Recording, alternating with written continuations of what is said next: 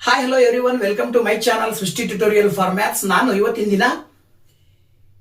ಹಿಂದಿನ ಒಂದು ವಿಡಿಯೋದಲ್ಲಿ ಗಣಿತದಲ್ಲಿ 80 ಅಂಕಗಳನ್ನ ತೆಗಿಬೇಕಂದ್ರೆ ಯಾವ್ಯಾವ ರೀತಿಯಲ್ಲಿ ಅಭ್ಯಾಸವನ್ನ ಮಾಡಬೇಕು, ಯಾವ ಚಾಪ್ಟರ್ ನಲ್ಲಿ ಯಾವ ರೀತಿಯ ಕ್ವಶನ್ಸ್ ಬರ್ತವೆ, ಅದನ್ನ ಹೇಗೆ ಬಿಡಿಸೋದನ್ನ ಪ್ರಾಕ್ಟೀಸ್ ಮಾಡಬೇಕು ಅನ್ನೋದನ್ನ ತಿಳಿಸ್ಕೊಟ್ಟಿದ್ದೀನಿ.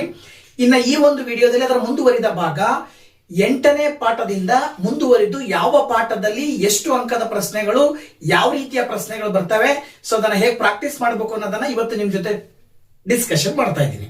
ಓಕೆನಾ? ಸೊ ನಿನ್ನೆನೆ ಹೇಳಿದ ಹಾಗೆ ನಿಮಗೆ ಗೊತ್ತಿರುವಂತಹ ಹಲವು ಐಡಿಯಾಗಳನ್ನ ಬಳಸ್ಕೊಂಡು ನೀವು ಪ್ರಾಕ್ಟೀಸ್ ಮಾಡ್ತಿರ್ತೀರಾ.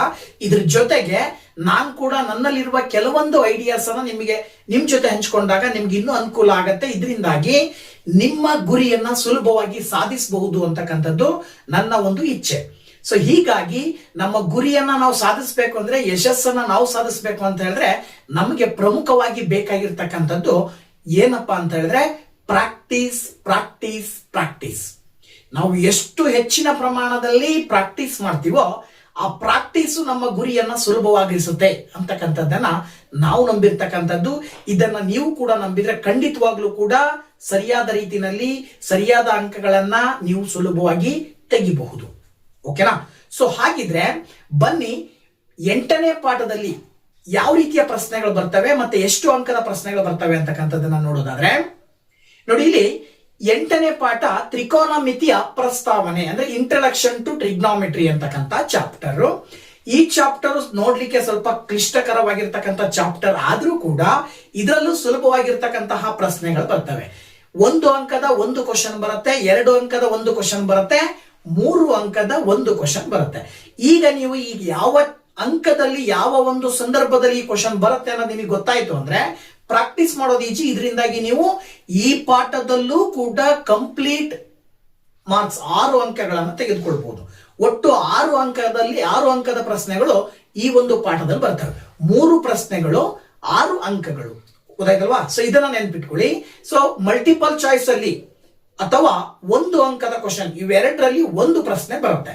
ಸೊ ಇದಕ್ಕೆ ಸಂಬಂಧಪಟ್ಟಂತಹ LPA ಜೊತೆಗೆ ಮಾಡೆಲ್ ಕ್ವಶನ್ ಪೇಪರ್ಸ್ ಜೊತೆಗೆ preparatory previous year question papers ನಲ್ಲಿ ಸಾಕಷ್ಟು ಕ್ವಶನ್ಸ್ ಬಂದಿದಾವೆ.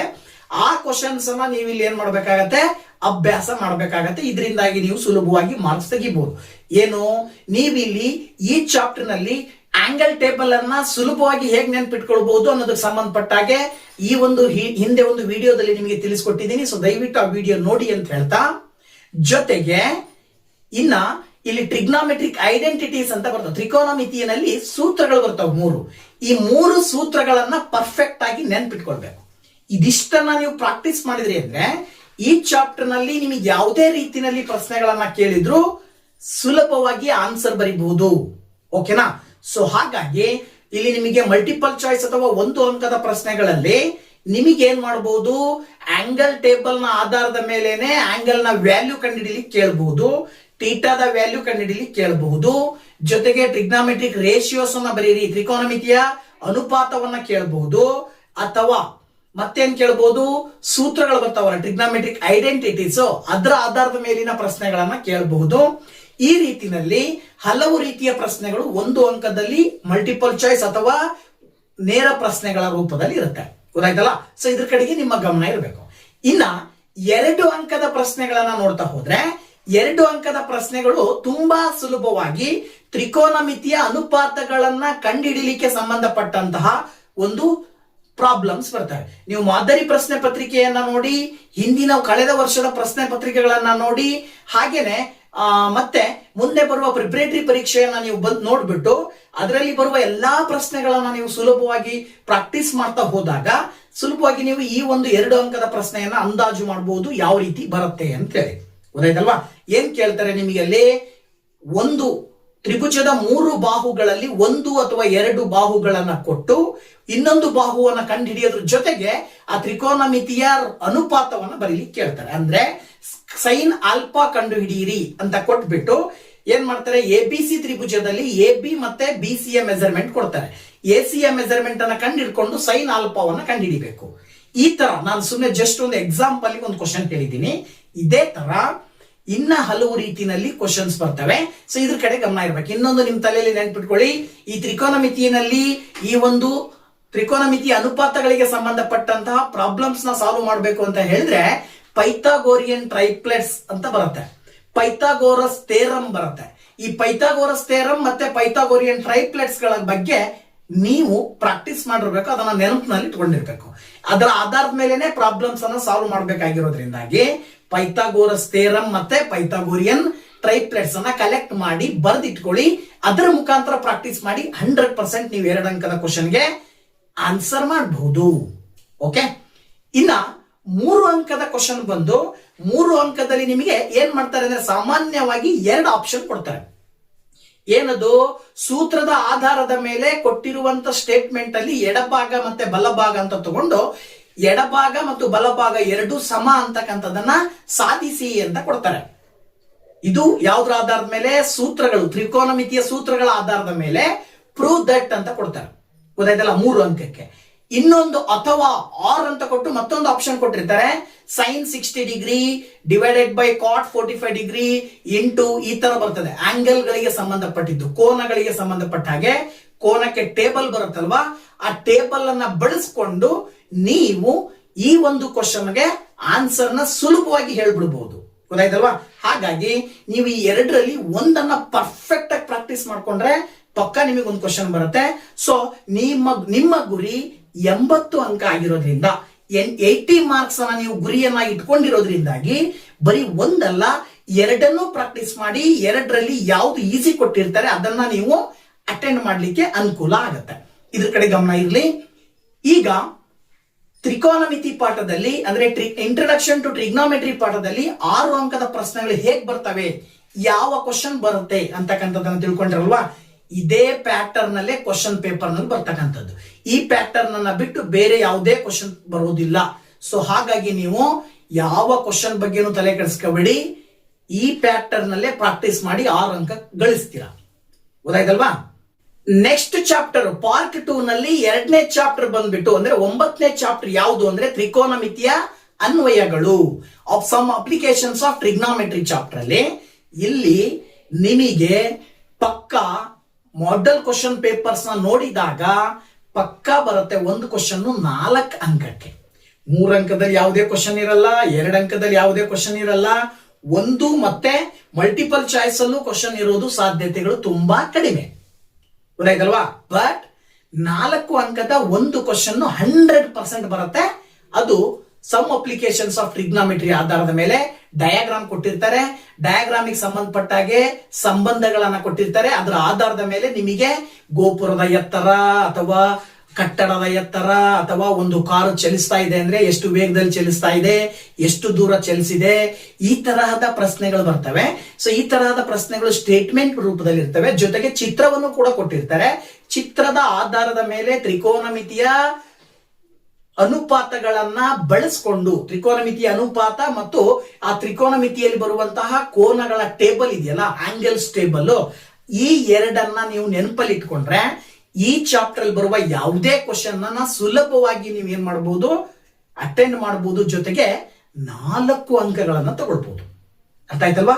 ಸೊ ಈ 4 ಅಂಕಗಳು ಬೇಕು ಅಂದ್ರೆ ಟ್ರಿಗ್ನೋಮೆಟ್ರಿ ಚಾಪ್ಟರ್ ಏನ್ ಬರುತ್ತಲ್ಲ, ಇದ್ರ ಹಿಂದಿನ ಚಾಪ್ಟರ್, ಅದಕ್ಕೂ ಇದಕ್ಕೂ ಕೋರಿಲೇಷನ್ ಇರೋದ್ರಿಂದಾಗಿ ನೀವು ಅದನ್ನ ಪ್ರಾಕ್ಟೀಸ್ ಮಾಡೋದ್ರಿಂದಾಗಿ ಡಬಲ್ ಧಮಾಕ. ಅದರಲ್ಲಿ 6 ಅಂಕ, ಇದರಲ್ಲಿ 4 ಅಂಕ, ಟೋಟಲ್ 10 ಅಂಕಗಳು ಒಂದೇ ಕಂಟೆಂಟ್ ಇಂದ ಬರ್ತದೆ. ಇದು ನಿಮ್ ಕಡೆ ಗಮನ ಇರಬೇಕು. ಗೊತ್ತಾಯ್ತಲ್ಲ? ಟ್ರಿಗ್ನೋಮೆಟ್ರಿ ಪಾಠದಲ್ಲಿ ಏನ್ ಪ್ರಾಕ್ಟೀಸ್ ಮಾಡ್ತೀರಾ ಅದೇ ಇಲ್ಲಿ ಇರೋದು. ಅಲ್ಲಿ ಆಂಗಲ್ ಸ್ಟೇಬಲ್ ಕಲಿತೀರಿ, ಅಲ್ಲಿ ತ್ರಿಕೋನಮಿತಿಯ ಅನುಪಾತಗಳನ್ನ ಕಲಿತೀರಿ. ಅದೇ ತ್ರಿಕೋನಮಿತಿಯ ಅನುಪಾತ ಮತ್ತು ಆಂಗಲ್ ಸ್ಟೇಬಲ್ ನ ಬಳಸ್ಕೊಂಡೆ ಈಗ ನೀವಿಲ್ಲಿ ಸಮ್ ಅಪ್ಲಿಕೇಶನ್ಸ್ ಆಫ್ ಟ್ರಿಗ್ನೋಮೆಟ್ರಿ ಪಾಠದಲ್ಲಿ 4 ಅಂಕಕ್ಕೆ ಬರುವ ಕ್ವಶನ್ ಅನ್ನ ಅಟೆಂಡ್ ಮಾಡಬಹುದು. ಅಂಡರ್ಸ್ಟ್ಯಾಂಡ್? ಪಾರ್ಟ್ 2 ನ 3ನೇ ಚಾಪ್ಟರ್ ಸರ್ಕಲ್ಸ್, ವೃತ್ತಗಳು. ವೃತ್ತಗಳು ಪಾಠದಲ್ಲಿ ನಿಮಗೆ ಸುಲಭವಾಗಿ ಹೇಳಬಹುದು. ಏನ್ ಮಾಡ್ತಾರೆ, 2 ಅಂಕದ ಒಂದು ಕ್ವಶನ್, 3 ಅಂಕದ ಒಂದು ಕ್ವಶನ್ ಬರುತ್ತೆ. ಹೆಂಗ್ ಬರುತ್ತೆ? ಇಲ್ಲಿ ನಿಮಗೆ ಸುಲಭವಾಗಿ ನೀವು ನೆನಪಲ್ಲಿ ಇಟ್ಕೊಳ್ಳಿ ಯಾವ್ದ್ರ ಮೇಲೆ ಬರುತ್ತೆ ವೃತ್ತಗಳು ಪಾಠದಲ್ಲಿ ಅಂತ ಹೇಳಿದ್ರೆ, ನಿಮಗೆ ವೃತ್ತಗಳಲ್ಲಿ 2 ಪ್ರಮೇಯಗಳು ಬರ್ತವೆ. ಓಕೆ, ಯಾವ್ದದು? ಪ್ರಮೇಯ 1 ಮತ್ತೆ ಪ್ರಮೇಯ 2. 1ನೇ ಪ್ರಮೇಯ ಹೇಳುತ್ತೆ ವೃತ್ತದ ತ್ರಿಜ್ಯ ಮತ್ತು ಸ್ಪರ್ಶಕಗಳ ನಡುವಿನ ಕೋನ ಲಂಬವಾಗಿರುತ್ತದೆ. ಗೊತ್ತಾಯ್ತಲ್ವಾ? ಹಾಗೇನೆ 2ನೇ ಪ್ರಮೇಯ ಇನ್ನೊಂದು ಏನ್ ಹೇಳುತ್ತೆ, ವೃತ್ತಕ್ಕೆ ಹೊರ ಬಿಂದುವಿನಿಂದ ಎಳೆದಂತಹ ಎರಡೂ ಸ್ಪರ್ಶಕಗಳು ಸಮ ಇರುತ್ತವೆ ಅಲ್ವಾ. ಈ ಎರಡು ಪ್ರಮೇಯಗಳನ್ನ ಪರ್ಫೆಕ್ಟ್ ಆಗಿ ಪ್ರಾಕ್ಟೀಸ್ ಮಾಡಿ. ಈ ಪ್ರಮೇಯದ ಮೇಲಿನ ಸಮಸ್ಯೆಗಳು ಬರ್ತವೆ. ಪ್ರಮೇಯದ ಮೇಲಿನ ಸಮಸ್ಯೆಗಳನ್ನ ಪರ್ಫೆಕ್ಟ್ ಆಗಿ ಪ್ರಾಕ್ಟೀಸ್ ಮಾಡಿ, ನಿಮಗೆ 5 ಅಂಕ ಸಿಗ್ತವೆ. ಪ್ರಮೇಯದ ಮೇಲಿನ ಸಮಸ್ಯೆಗಳನ್ನ 2 ಅಂಕಕ್ಕೆ ಕೊಡ್ತಾರೆ. ಒಂದು ಪ್ರಮೇಯ, ಇವೆರಡು ಪ್ರಮೇಯಗಳಲ್ಲಿ ಒಂದು ಪ್ರಮೇಯ 100% 3 ಅಂಕಕ್ಕೆ ಒಂದು ಕ್ವಶನ್ ಇರುತ್ತೆ. ಸುಲಭವಾಗಿ ನೀವೇನ್ ಮಾಡಬಹುದು, 5 ಅಂಕಗಳನ್ನ ಸುಲಭವಾಗಿ ತೆಗಿಬಹುದು. ಈ 2 ಕಂಟೆಂಟ್ ಅನ್ನ ಪ್ರಾಕ್ಟೀಸ್ ಮಾಡಿದ್ರೆ ಈ ಪಾಠದಲ್ಲಿ ಮುಗಿತು, 5 ಅಂಕಗಳನ್ನ ಪಡಿಬಹುದು. ಅರ್ಥ ಆಯ್ತಲ್ವಾ. ನೆಕ್ಸ್ಟ್ ಪಾಠ ಬಂದ್ಬಿಟ್ಟು ವೃತ್ತಗಳಿಗೆ ಸಂಬಂಧಿಸಿದ ವಿಸ್ತೀರ್ಣ, ಏರಿಯಾಸ್ ರಿಲೇಟೆಡ್ ಟು ಸರ್ಕಲ್ಸ್. ಇದರಲ್ಲಿ ನಿಮಗೆ ಏನ್ ಮಾಡ್ತಾರಪ್ಪ ಅಂತ ಹೇಳಿದ್ರೆ 3 ಅಂಕದ ಒಂದೇ ಕ್ವಶನ್ ಬರುತ್ತೆ. ಈ ಚಾಪ್ಟರ್, ಇಡೀ ಚಾಪ್ಟರ್ ಅಲ್ಲಿ ನಿಮಗೆ ಕೇಳೋದೇನಪ್ಪಾ ಅಂದ್ರೆ 3 ಅಂಕದ ಒಂದು ಕ್ವಶನ್ ಇರುತ್ತೆ. ಸೊ ಇದನ್ನ ನೆನಪಿನಲ್ಲಿ ಇಟ್ಕೊಳ್ಳಿ, ಯಾವುದಕ್ಕೂ ತಲೆ ಕೆಡಿಸ್ಕೋಬೇಡಿ. Areas related to circle chapter ಅಲ್ಲಿ, ವೃತ್ತಗಳ ಮೇಲಿನ ವಿಸ್ತೀರ್ಣಗಳ ಚಾಪ್ಟರ್ ಅಲ್ಲಿ ನೀವು ಕಲಿಬೇಕಾಗಿರೋದು 3 ಅಂಕದ ಒಂದು ಪ್ರಶ್ನೆ. ಗೊತ್ತಾಯ್ತಲ್ಲ. Area of sector, length of an arc. ಗೊತ್ತಾಯ್ತಲ್ಲ. ಏರಿಯಾ ಆಫ್ ಸೆಕ್ಟರ್ ಅಂದ್ರೆ ವಲಯದ ವಿಸ್ತೀರ್ಣ, ತ್ರಿಜ್ಯಾಂತರ ಖಂಡದ ವಿಸ್ತೀರ್ಣ, ಕಂಸದ ಉದ್ದ. ಈ 2 ಸೂತ್ರಗಳು ಬರ್ತಾವೆ. ಈ 2 ಸೂತ್ರಗಳನ್ನ ಬಳಸ್ಕೊಂಡು ನೀವೇನ್ ಮಾಡಿ, ಎಕ್ಸಾಕ್ಟ್ ಆಗಿ ಒಂದು ಕ್ವಶನ್ ಅನ್ನ ಪರ್ಫೆಕ್ಟ್ ಆಗಿ ಪ್ರಾಕ್ಟೀಸ್ ಮಾಡ್ಕೊಳ್ಳಿ. ಈ ಒಂದೇ ಟೈಪ್ ಕ್ವಶನ್ ಹಲವಾರು ಬರ್ತವೆ. Previous year questions, model papers, preparatory papers ನ ನೋಡಿದ್ರೆ ಅದರಲ್ಲಿ ಬರುವ ಎಲ್ಲಾ ಕ್ವಶನ್ಸ್ ಅನ್ನ ಪ್ರಾಕ್ಟೀಸ್ ಮಾಡಿದ್ರೆ 100% ಇದರಲ್ಲಿ 3 ಅಂಕಗಳನ್ನ ನೀವು ಪಡ್ಕೊಳ್ತೀರಾ. ಅಂಡರ್ಸ್ಟ್ಯಾಂಡ್. ಓಕೆ, ನೆಕ್ಸ್ಟ್ ಪಾರ್ಟ್ 2ರಲ್ಲಿ 5ನೇ ಪಾಠ ಮೇಲ್ಮೈ ವಿಸ್ತೀರ್ಣಗಳು ಮತ್ತು ಘನಫಲಗಳು. ಈ chapter surface areas and volumes chapter ಅಲ್ಲಿ ಏನ್ ಮಾಡ್ತಾರಪ್ಪ ಅಂದ್ರೆ ನಿಮಗೆ ಒಟ್ಟು 6 ಅಂಕದ ಕ್ವಶನ್ಸ್ ಬರ್ತದೆ. ಎಷ್ಟು ಅಂಕದ ಕ್ವಶನ್ಸ್ ಬರ್ತವೆ? 6 ಅಂಕದ ಕ್ವಶನ್ಸ್ ಬರ್ತವೆ. 3 ಕ್ವಶನ್ ಇರ್ತವೆ ಕ್ವಶನ್ ಪೇಪರ್ ನಲ್ಲಿ. ಈ ಚಾಪ್ಟರ್ ಮೇಲೆ 3 ಕ್ವಶನ್ಸ್ ಇರ್ತವೆ. ಯಾವ್ಯಾವು? ಮಲ್ಟಿಪಲ್ ಚಾಯ್ಸ್ ಅಲ್ಲಿ ಒಂದಿರುತ್ತೆ, 1 ಅಂಕದ ಕ್ವಶನ್ ಅಲ್ಲಿ ಒಂದಿರುತ್ತೆ, ಕೊನೆಯದಾಗಿ 5 ಅಂಕದಲ್ಲಿ ಒಂದು ಕ್ವಶನ್ ಇರುತ್ತೆ. 100% ಚೇಂಜ್ ಆಗೋದೇ ಇಲ್ಲ. ತಲೆ ಕೆಡಿಸ್ಕೊಳ್ಳೇಬೇಡಿ ನೀವು. ಯಾಕೆ ಅಂತ ಹೇಳಿದ್ರೆ 5 ಅಂಕಕ್ಕೆ ಫಿಕ್ಸ್ ಇದೇ ಚಾಪ್ಟರ್ ಮೇಲೆನೆ ಕೇಳೋದು, ಬೇರೆ ಚಾಪ್ಟರ್ ಅಲ್ಲಿ ಕೇಳಲಿಕ್ಕೆ ಅವಕಾಶ ಇಲ್ಲ. ರೂಲ್ಸ್ ಇರ್ತಕ್ಕಂಥದ್ದು ಇದೇನೆ. 5 ಅಂಕದ ಕ್ವಶನ್ ಬರೋದೇ surface areas and volumes chapter ಅಲ್ಲಿ. ಓಕೆ, 1 ಅಂಕದಲ್ಲಿ ಒಂದು ಕ್ವಶನ್ ಬರುತ್ತೆ, ಮಲ್ಟಿಪಲ್ ಚಾಯ್ಸ್ ಅಲ್ಲಿ ಒಂದು ಕ್ವಶನ್ ಗೊತ್ತಿರುತ್ತೆ ನಿಮಗೆ. ಮಲ್ಟಿಪಲ್ ಚಾಯ್ಸ್ 1 ಅಂಕದ ಕ್ವಶನ್ಸ್ ಯಾವ ಬರ್ತವೆ? ಸೂತ್ರಗಳನ್ನು ಕೇಳ್ತಾರೆ, ಸೂತ್ರಗಳ ಮೇಲೆ ಸಮಸ್ಯೆಗಳನ್ನು ಕೇಳ್ತಾರೆ. ರೇಡಿಯಸ್ ಕಂಡು ಹಿಡಿಯಿರಿ, ಆಮೇಲೆ ಹೈಟ್ ಕಂಡು ಹಿಡಿಯಿರಿ, ಮತ್ತೆ 2 ಅನುಪಾತಗಳನ್ನು ಕೊಟ್ಟು ಅನುಪಾತಗಳ ಆಧಾರದ ಮೇಲೆ ಮೊದಲನೇ ಸಿಲಿಂಡರಿನ ಹೈಟ್ ಕಂಡು ಹಿಡಿಯಿರಿ, ಮೊದಲನೇ ಕೋನಿನ ಹೈಟ್ ಕಂಡು ಹಿಡಿಯಿರಿ. ಈ ತರದ ಪ್ರಶ್ನೆಗಳು ಬರ್ತವೆ. ಸೊ ಈ ಪ್ರಶ್ನೆಗಳು ನಿಮಗೆ LPA ದಲ್ಲಿ ಜೊತೆಗೆ ಪ್ರಿಪರೇಟರಿ ಮತ್ತೆ model paper, previous year question papers ನೀವು ಪ್ರಾಕ್ಟೀಸ್ ಮಾಡಿದ್ರೆ 1 ಅಂಕದ ಕ್ವಶನ್ಸ್ ಅನ್ನ ಸುಲಭವಾಗಿ ನೀವು ಹೇಳ್ಬಿಡ್ಬೋದು. ಈ ಒಂದು ಕ್ವಶನ್ಸ್ ಗಳನ್ನ ನಾನು ಆಲ್ರೆಡಿ ವಿಡಿಯೋ ಅಪ್ಲೋಡ್ ಮಾಡಿದ್ದೀನಿ. ಸೊ ದಯವಿಟ್ಟು ವಿಡಿಯೋ ನೋಡಿ, ಅದರಲ್ಲಿ ಮಲ್ಟಿಪಲ್ ಚಾಯ್ಸ್ ಕ್ವಶನ್ಸ್ ಹೇಗೆ ಬರ್ತವೆ ಅನ್ನೋದನ್ನ ತಿಳಿಸಿದ್ದೀನಿ. ಇದಾದ ನಂತರ 5 ಅಂಕದ ಪ್ರಶ್ನೆಗಳಿಗೋಸ್ಕರನೇ ನಿಮಗೆ ಈ ಒಂದು ಚಾರ್ಟ್ ಇದೆಯಲ್ಲ, ಈ ಚಾರ್ಟ್ ಅನ್ನ ನೀವು ಪ್ರಾಕ್ಟೀಸ್ ಮಾಡಿ ನೆನ್ಪಿಟ್ಕೊಳ್ಳಿ. ವಿಸ್ತೀರ್ಣಗಳನ್ನ ಕಂಡುಹಿಡಿಬೇಕಾದಾಗ ಮತ್ತೆ ಘನಫಲಗಳನ್ನ ಕಂಡುಹಿಡಿಬೇಕಾದಾಗ ಇಲ್ಲಿ ಏನ್ ಮಾಡ್ತಾರೆ, ಸಂಬಂಧವನ್ನ ಹೊಂದಿರತಕ್ಕಂತ ಚಿತ್ರಗಳನ್ನ ಕೊಟ್ಟಿರ್ತಾರೆ. ಅಂದ್ರೆ 2 ಕೋನಗಳು ಮತ್ತು 1 ಸಿಲಿಂಡರ್ ಇರುವ ಚಿತ್ರ ಇರುತ್ತೆ, ಅಥವಾ 1 ಸಿಲಿಂಡರ್ ಅದರ ಒಳಗಡೆ ಒಂದು ಕೋನ ಮತ್ತು ಅರ್ಧಗೋಳವನ್ನ ಹೊಂದಿರತಕ್ಕಂತ ಒಂದು ಟಾಯ್ ಇರುತ್ತೆ. ಗೊತ್ತಾಯ್ತಲ್ವಾ. ಅಥವಾ ಒಂದ್ ಕಡೆ ಅರ್ಧಗೋಳ, ಒಂದ್ ಕಡೆ ಕೋನ, ಮಧ್ಯ ಸಿಲಿಂಡರಿನ ಆಕಾರ ಇರುತ್ತೆ. ಈ ತರ ಯಾವುದೋ ಒಂದು ಆಕೃತಿಯನ್ನ ಅವ್ರು ಕೊಡ್ತಾರೆ. ಕೊಟ್ಟಂತ ಆಕೃತಿಯಲ್ಲಿ ನಿಮಗೆ ಕೆಲವೊಂದು ಪಾಯಿಂಟ್ಸ್ ಅನ್ನ ಗಿವನ್ ಕೊಟ್ಟಿರ್ತಾರೆ. ರೇಡಿಯಸ್, ಹೈಟು, ಆಮೇಲೆ ಸ್ಲ್ಯಾಂಟ್ ಹೈಟು, ಇದು ಯಾವುದೋ ಗಿವನ್ ಕೊಟ್ಟಿರ್ತಾರೆ. ಇನ್ನ ಕೆಲವೊಂದನ್ನ ಕಂಡುಹಿಡಿಬೇಕಾಗತ್ತೆ. ಸ್ಟೇಟ್ಮೆಂಟ್ ರೂಪದಲ್ಲಿ ಅಪ್ಲೈಡ್ ಕ್ವಶನ್ ಕೇಳ್ತಾರೆ. ಅಲ್ಲಿ ನೀರಿನ ಪ್ರಮಾಣ ಎಷ್ಟು, ಅಥವಾ ಅದರ ಪೂರ್ಣ ಮೇಲ್ಮೈ ವಿಸ್ತೀರ್ಣ ಎಷ್ಟು, ಹಾಗೇನೆ ಅದರಲ್ಲಿ ಆ ಒಂದು ಟಾಯ್ನ ಅದ್ದಿದಾಗ ಸಿಲಿಂಡರ್ ಇಂದ ನೀರು ಹೊರಗಡೆ ಬರುತ್ತಲ್ಲ, ಎಷ್ಟು ಪ್ರಮಾಣದ ನೀರು ಹೊರಗಡೆ ಬರುತ್ತೆ. ಈ ತರದ ಪ್ರಶ್ನೆಗಳು ಸಾಕಷ್ಟು ರೀತಿಯಲ್ಲಿ ಬರ್ತವೆ. ಹಲವಾರು ಕ್ವಶನ್ಸ್ ಇದಾವೆ.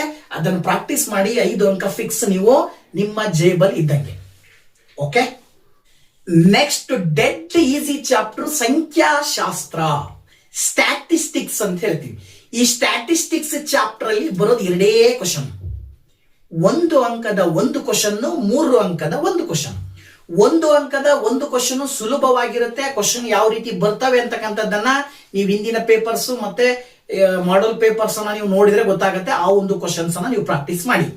ಇನ್ನ 3 ಅಂಕದಲ್ಲಿ 2 ಕೊಡ್ತಾರೆ ಆಪ್ಷನ್, ಗೊತ್ತಾಯ್ತಲ್ವಾ? ಇದು ಡಬಲ್ ಧಮಾಕ. 2ರಲ್ಲಿ 1 ನೀವು ಸುಲಭವಾಗಿ ಬರೀಬಹುದು. ನೋಡಿ, ಇಲ್ಲಿ ಸೆಂಟ್ರಲ್ ಟೆಂಡೆನ್ಸಿ ಅಂತ ಬರ್ತಾವ 3: ಮೀನ್, ಮೋಡ್, ಮೀಡಿಯಂ ಅಲ್ವಾ? ಯಾವ್ದು? ಮೀನ್, ಮೋಡ್, ಮೀಡಿಯಂ. ಸರಾಸರಿ, ಬಹುಲಕ ಮತ್ತು ಮಧ್ಯಾಂಕ. ಇವು 3ಕ್ಕೂ ಸೂತ್ರಗಳು ಬರ್ತವೆ. ಡೈರೆಕ್ಟ್ ಮೆಥಡ್ ಅಲ್ಲಿ ಸೂತ್ರಗಳ ಆಧಾರದ ಮೇಲೆ ಲೆಕ್ಕಗಳನ್ನು ಬಿಡಿಸೋದನ್ನ ನೀವು ಪ್ರಾಕ್ಟೀಸ್ ಮಾಡಿರ್ತೀರಾ. ನೀವು ಯಾವ ಬೇರೆ ಮೆಥಡ್ ಬಗ್ಗೆ ತಲೆ ಕೆಡಿಸ್ಕೋಬೇಡ್ರಿ. ಸರಾಸರಿ ಪಾಠದಲ್ಲಿ ಸರಾಸರಿ ಕಂಡುಹಿಡಿಬೇಕಾದ್ರೆ ಮೆಥಡ್ಗಳು ಬೇರೆ ಬೇರೆ ಬರ್ತವೆ. ಬಟ್ ನೀವು ಯಾವ ಮೆಥಡ್ ಕಡೆನೂ ಕಾನ್ಸಂಟ್ರೇಟ್ ಮಾಡಬೇಡಿ. Only concentrate the direct method. ಕೇವಲ ಡೈರೆಕ್ಟ್ ಮೆಥಡ್ ನ ಕಡೆ ಮಾತ್ರ ಕಾನ್ಸಂಟ್ರೇಟ್ ಮಾಡಿ. ಜೊತೆಗೆ ಬಹುಲಕ ಮತ್ತು ಮಧ್ಯಾಂಕದ ಸೂತ್ರಗಳನ್ನ ಪ್ರಾಕ್ಟೀಸ್ ಮಾಡಿ. ಅದನ್ನ ಹೇಗೆ ಸಾಲ್ವ್ ಮಾಡೋದು ಅನ್ನೋದಕ್ಕೆ ಸಂಬಂಧಪಟ್ಟಂತ ಸ್ಟೆಪ್ಸ್ ಗಳ ಕಡೆ ಗಮನ ಕೊಡಿ. ಸುಲಭವಾಗಿ 3 ಅಂಕಗಳನ್ನ ತೆಗಿತೀರಾ. ಆ 3 ಅಂಕಗಳು ಈಸಿಯಾಗಿ ಬರ್ತಕ್ಕಂಥವು ನಿಮಗೆ, ಗೊತ್ತಾಯ್ತಲ್ವಾ? ಸೊ ಅದ್ರ ಕಡೆಗೆ ಗಮನ ಇರಲಿ. ಇದಾದ ನಂತರ ಪಾರ್ಟ್ 2ರ 7ನೇ ಪಾಠ, ಕೊನೆಯ ಪಾಠ ಯಾವುದು? ಸಂಭವನೀಯತೆ. ಡೆಡ್ ಈಸಿಯಾಗಿ ಇರ್ತಕ್ಕಂಥ ಚಾಪ್ಟರ್. ಏನು ಸಂಭವನೀಯತೆ ಅಂದ್ರೆ ಪ್ರಾಬೆಬಿಲಿಟಿ. ಈ ಪ್ರಾಬೆಬಿಲಿಟಿ ಚಾಪ್ಟರ್ ಅಥವಾ ಸಂಭವನೀಯತೆ ಚಾಪ್ಟರ್ ಅಲ್ಲಿ ಎಷ್ಟು ಕ್ವಶನ್ಸ್ ಬರ್ತವೆ ಅಂತ ನೋಡೋದಾದ್ರೆ, ಈ ಚಾಪ್ಟರ್ ಅಲ್ಲೂ ಅಷ್ಟೇ 2 ಕ್ವಶನ್ ಬರೋದು. 1 ಅಂಕದ 1 ಕ್ವಶನ್ ಬರುತ್ತೆ, 3 ಅಂಕದ 1 ಕ್ವಶನ್ ಬರುತ್ತೆ. 1 ಅಂಕದ ಕ್ವಶನ್ ಯಾವ ರೀತಿ ಇರುತ್ತೋ ಅದೇ ರೀತಿನೇ 3 ಅಂಕದ ಕ್ವಶನ್ ಇರುತ್ತೆ. ಅಲ್ಲಿ ಏನ್ ಮಾಡಿರ್ತಾರೆ? 3 ಕಂಡಿಡಿಯಕ್ಕೆ ಕೇಳಿರ್ತಾರೆ. 1 ಅಂಕದ ಕ್ವಶನ್ ಅಲ್ಲಿ ಒಂದೇ ಕಂಡಿಡಿಯಕ್ಕೆ ಕೇಳಿರ್ತಾರೆ. ಈಗ ಉದಾಹರಣೆಗೆ ಏನ್ ಹೇಳ್ಬೋದು? ಡೈ ಇದೆ ಅಂದ್ರೆ ಏನು? ದಾಳವನ್ನ ಉರುಳಿಸಿದಾಗ ಮೇಲ್ಮುಖವಾಗಿ ಬೀಳುವಂತ ಸಂಖ್ಯೆ ಸಮ ಸಂಖ್ಯೆಯಾಗಿರುವ ಪ್ರಾಬಬಿಲಿಟಿ, ಸಂಭವನೀಯತೆಯನ್ನು ಬರೆಯಿರಿ. ಇದು 1 ಅಂಕದ ಕೇಳ್ತಾರೆ. ಇದೇ ದಾಳವನ್ನ ಏನ್ ಮಾಡ್ತಾರೆ? 3 ಅಂಕಕ್ಕೂ ಕೇಳ್ತಾರೆ. ಎರಡು ದಾಳವನ್ನ ಒಟ್ಟಿಗೆ ಉರುಳಿಸಿದಾಗ 2 ದಾಳಗಳಲ್ಲಿ ವರ್ಗ ಸಂಖ್ಯೆಗಳು ಬರುವ ಸಂಭವನೀಯತೆ ಎಷ್ಟು? ಸ್ಕ್ವೇರ್ ನಂಬರ್ ಬರೋ ಸಂಭವನೀಯತೆ ಎಷ್ಟು? 2 ದಾಳಗಳಲ್ಲಿ ಈವನ್ ನಂಬರ್ಸ್ ಬರುವ ಸಾಧ್ಯತೆ ಎಷ್ಟು? ಈ ತರದ ಕ್ವಶನ್. ಒಂದೇ ಕ್ವಶನ್ ಗೆ 3 ಆಪ್ಷನ್ ಕೊಟ್ಟಿರ್ತಾರೆ. 3ಕ್ಕೂ ಆನ್ಸರ್ ಬರೀಬೇಕು. That is 3 marks question. Okay.